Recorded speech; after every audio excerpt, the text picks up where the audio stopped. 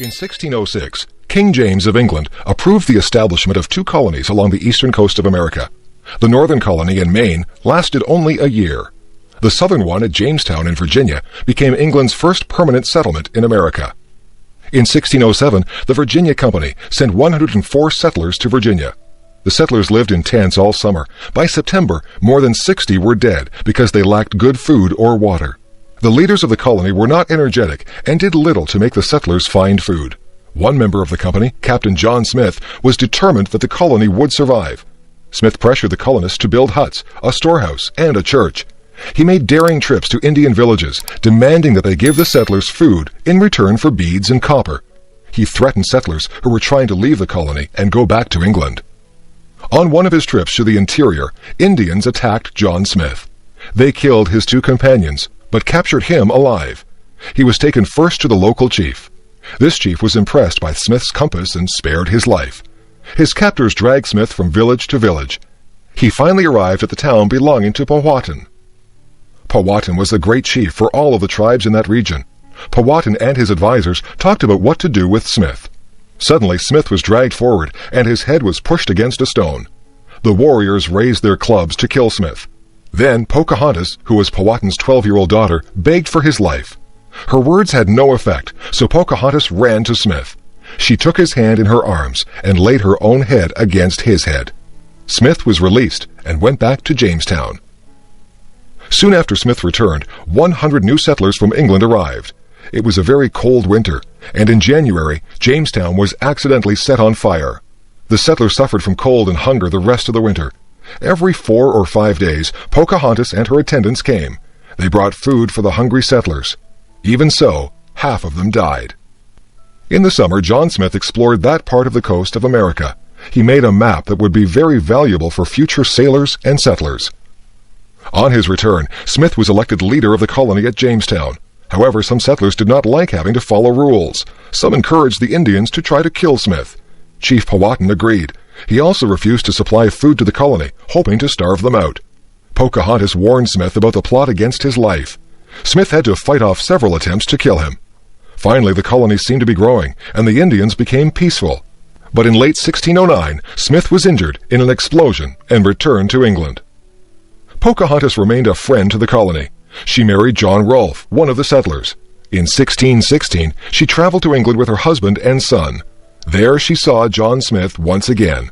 She was so surprised to see him that she was unable to speak for several days. Pocahontas had believed that Smith was dead. The following year, she died and was buried in England.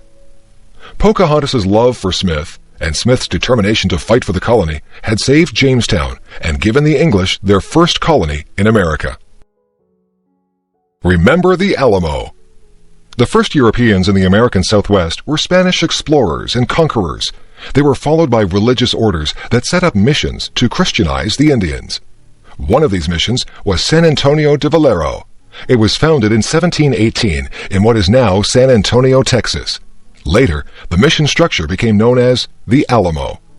In 1821, Moses Austin had persuaded the Spanish authorities to give him a charter to settle 200,000 acres in Texas.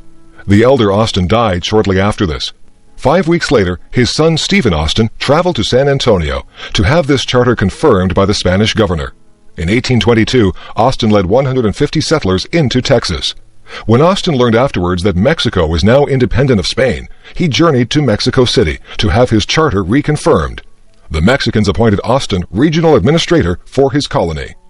Texas grew rapidly.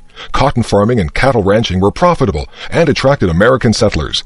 By 1830, there were 16,000 Americans in Texas, 4 times the Spanish-Mexican population. Sam Houston had been a successful soldier and politician. He was a friend and supporter of President Andrew Jackson. However, personal problems and political difficulties led him to leave the USA for Texas. Meanwhile, the struggle for control of Mexico had been won in 1833 by Santa Anna. However, the independent thinking of the Texans infuriated Santa Anna. He had Stephen Austin thrown in jail and sent an army into Texas. Austin was released from jail in time to organize the defense of Texas. The Mexican army was besieged inside the Alamo, and after fierce fighting, surrendered. The Mexicans were allowed to go home. Sam Houston was now elected the state's supreme commander. Not long after this, Santa Anna approached Texas with an army of 6,000 men. Houston decided not to meet Santa Anna in open battle, but to wait for an advantage. He sent frontiersman Jim Bowie to the Alamo. Bowie's orders were to leave San Antonio and destroy the Alamo. When Bowie arrived, however, Texas volunteers were preparing the Alamo for a siege. Bowie and his men pitched in to help. Other volunteers came. The fiery William Travis arrived with 25 men. Then the famous frontiersman Davy Crockett came with a dozen Tennessee sharpshooters. When Santa Anna attacked, there were 183 Americans inside the fort. Santa Anna brought up cannon to bombard the Alamo. As the walls began to crumble, 4,000 Mexicans attacked from all four sides. The Mexicans overcame all resistance because of their large numbers, but they suffered very heavy losses. All the American defenders were killed. While the battle was raging, the Texans back at the colony declared their independence from Mexico. Sam Houston now gathered men to fight the Mexican army. At first, he retreated while waiting for a suitable opportunity. When Santa Anna's rapid advance left the bulk of the Mexican army behind, Houston prepared to fight. Santa Anna's advance troops moved into swampy land by the San Jacinto River. Houston's men attacked while the Mexicans were having their midday siesta. Their battle cry was, "Remember the Alamo!" The battle was soon over. Many Mexicans were killed, but only a couple of Texans were killed. Santa Anna was a prisoner. Santa Anna readily agreed now to recognize Texas as an independent republic. 90 years later, in 1845, Texas became the 28th state of the USA. Gribio. Saint Francis of Assisi, who lived in Italy in the early 13th century, was known for his love of animals. He was the first person who celebrated the birth of Jesus by gathering live animals around a manger. He often talked to the birds as he traveled along. Sometimes the birds would fly down and sit on his head, shoulders, knees, and arms. But the best-known animal story concerns Saint Francis and the wolf of Gribio. Saint Francis was known for his humility and his unwillingness to hurt anyone. Once, when one of his followers spoke harshly to some bandits, Saint Francis told the man to run after the bandits and apologize. In the same way, Saint Francis thought of animals as his brothers and sisters. Once when he was warned about some dangerous wolves, he replied that he had never harmed Brother Wolf and didn't expect the wolf to harm him. While Saint Francis was staying in the hill town of Gribio, he heard about a large, fierce wolf. The townspeople were terrified of this wolf and had eaten both domestic animals and humans. Saint Francis decided to help the people and went out to talk to the wolf. The people watched in horror as the wolf came running to attack Saint Francis. But the saint made the sign of the cross. Then he said to the wolf that, in the name of Jesus, it should stop hurting people. The wolf then lay down at Saint Francis's feet. Saint Francis addressed a little sermon to the wolf. He recounted all the terrible things that the wolf had done, but he added that he wanted to make peace between the wolf and the townspeople. The wolf nodded its head in approval. In return for the wolf's agreement to keep the peace, Saint Francis promised him that he would arrange for the townspeople to feed him. When he asked the wolf never again to harm any person or animal, the wolf nodded again. Then the wolf put out its paw as a sign that it would keep its promise. The wolf walked beside Saint Francis back into Gribio. When a crowd assembled, the saint preached to them about how God had allowed the wolf to terrify them because of their sins. He told them to repent, and God would forgive them. Then he spoke of the promise that the wolf had made, and what he had promised the wolf in return. The people agreed to feed the wolf regularly, and the wolf again indicated that it would not hurt anyone. Again, it put its paw in St. Francis's hand. The wolf and the people kept the agreement. 2 years later, the wolf died. The people remembered how it no longer hurt anyone, and that not a single dog ever barked at it. The townspeople of Gribio lamented its death. Whenever it went through town, it had reminded them of the virtues and holiness of St. Francis. Summertime. In North America, July and August are holiday months. Most schools and colleges are not in session then.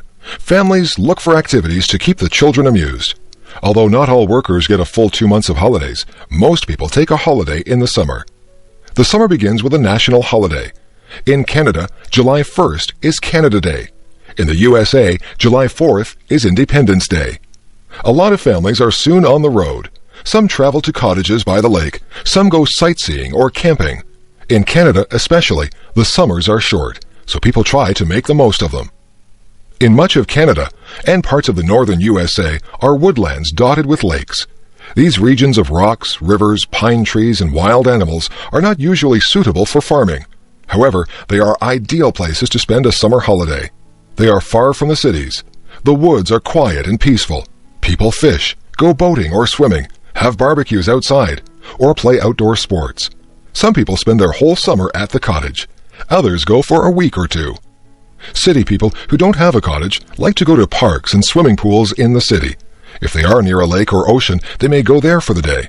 Many museums, libraries, and art galleries have programs for children in the summer. Swimming is probably the favorite summer sport. It feels wonderful on a very hot day to jump into the cool water. Swimming is also excellent exercise. Besides swimming, baseball and football are also popular in the summer. Spending an afternoon or evening at a baseball game is a favorite summer pastime. Summer is also a favorite time to catch up on reading. Stories of adventures and love novels are favorite light reading. But summer is especially a time for traveling across the country. Some people have a camper or trailer that they can live in. Some stay in campgrounds and sleep in tents. Others stay at hotels or motels, while others rent cottages or cabins for a week or two. Most trips are by car. Many people visit national parks and other wildlife areas. Of course, trips along the ocean and the lakes are favorites. Along the Atlantic Ocean, the coasts of New England and Canada's maritime provinces are especially popular. On the Pacific coast, tourists travel from California all the way up to Alaska. Boat cruises along the shores of British Columbia and Alaska are especially popular. Of course, some people find it most relaxing just to stay at home. Others cannot afford to travel. If you have an air-conditioned house with a television, video player, CD player, and computer, then it can be very pleasant to stay at home. A lot of new movies are released at the theaters in the summer. Air-conditioned theaters with new movies and lots of pop and popcorn are favorite summer places. After 2 months of summer activities, most people are ready to go back to school and work, but they usually have lots of happy memories to take back with them. Telephone systems. When Alexander Graham Bell developed the telephone in the 1870s, it was fairly simple to use. You talked into the mouthpiece and then held it to your ear to listen. For a century or so, using the telephone meant either contacting the operator to dial a number or dialing yourself. After that, all you had to do was talk or listen. Nowadays, the telephone has become a very complex instrument. It rivals the computer as to the number of possible uses. Answering machines have been around for several decades, but they are now being replaced by voicemail. Voicemail does away with the need for an answering machine. Messages are stored on the system. That means it's possible to forward the message to someone else's phone or transfer the call to a more convenient phone of your own. You can also use call pickup so that anyone on your group can answer another's phone. Conference calls have become very common. This is when one person phones first one person, then another, and keeps adding people to the telephone conversation. This can regularly be done with up to 6 people. It is very useful for business discussions where different people need to talk about the same thing. It also speeds up the process of consensus and allows everybody to be in on the decision or discussion. The modern phone has many more features. If you don't want the caller to know what is being said in your office, you can push the mute button. If you want to hang up without putting the receiver down, press goodbye. If you don't want to receive calls, just forward them all into your voicemail. Newer phones will indicate when you have voicemail messages. If you have trouble with these features, an automatic voice will tell you your options. This help system is built into the telephone. For example, the help voice will tell you how to set up a distribution list so that you can send the same voice message to a number of people. It will also tell you how to send a message directly into someone's voicemail. You can designate your message to go to the top of the recipient's voicemail list. You can also program it so that the recipient cannot forward it. Some systems have limits on how much space can be used for individual voicemail. There are a number of courtesies that voicemail users should follow.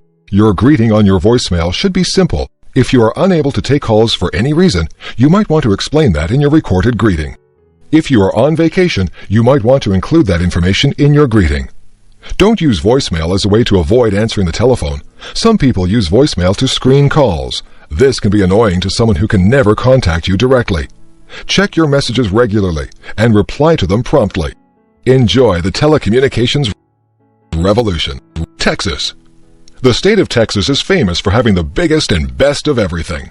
Before Alaska became a state, Texas was the largest American state. It was also famous for its huge cattle ranches. Cotton is a major crop, but much of the wealth comes from oil and gas.